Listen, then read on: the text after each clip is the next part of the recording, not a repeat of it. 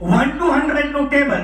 હવે પહેલા તો ટેબલ કેને કહેવાયની પરિભાષા સમજી લેજો. ટેબલ કેને કહેવાય કે ટેબલ એટલે 2 digit into 1 digit, 2 digit into 1 digit, એને ટેબલ કહેવાય. બરાબર? તો હવે અહીંયા બે સ્ટેપમાં સમજવાનું છે. સૌથી પહેલું સ્ટેપ શું કે છે, ધ્યાન આપજો.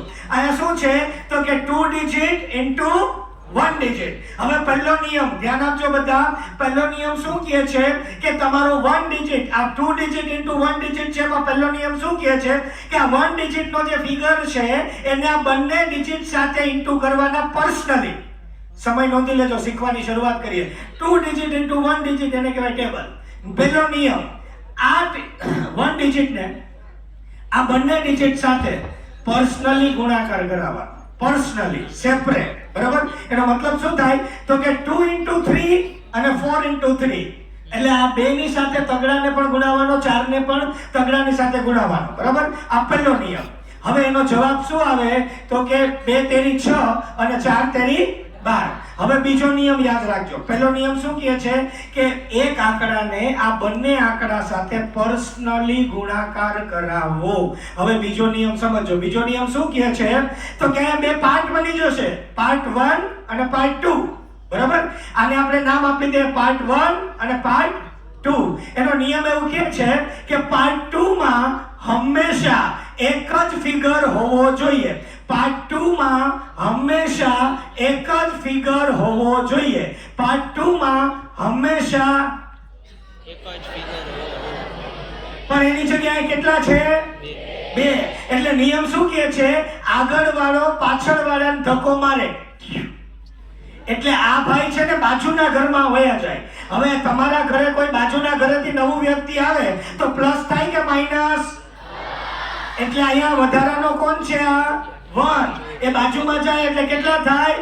6 plus 1 કેટલા થાય? 7. અને આપણે તો આપણા ઘરે એમનામ જ હોઈએ એટલે 2 એમનામ રહેશે. જવાબ આવે 72.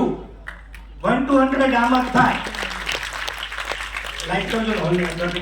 હવે જુઓ, હવે આપણી પાસે 4 મિનિટ છે ને, પણ આપણી પાસે સમયની મર્યાદા છે. એક બે સાથે પ્રેક્ટિસ કરી લઈએ, નિયમ જોઈ લઈએ.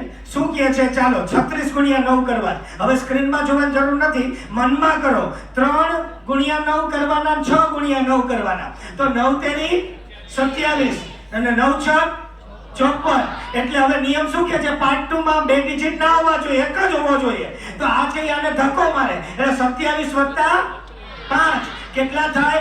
32. એટલે 3 to 4 આનો જવાબ. મજા આવી? ચાલો હજી એક સેકન્ડ માટે જોઈ લઈએ. હવે મનમાં જ કરવાનું છે, મારા તરફ ધ્યાન આપજો. 7 into 3 અને 4 into 3 એટલે 7 તેરી કેટલા થાય? 21. 4 તેરી કેટલા થાય? 12. તો 21 અને 12, તો 12 માં એકડો વધારાનો છે, એ આગલા ઘરમાં વયો જાય તો 21 વત્તા 1 એટલે કેટલા થાય? 22. જવાબ આવશે 222. સમજાય છે? હજી એક લાસ્ટ એક્ઝામ્પલ. ચાલો 46 into 4 મનમાં કરો. 4 into 4 અને 6 into 4, તો 4 into 4 ચોકે ચોકે 16 અને 6 ચોક 24.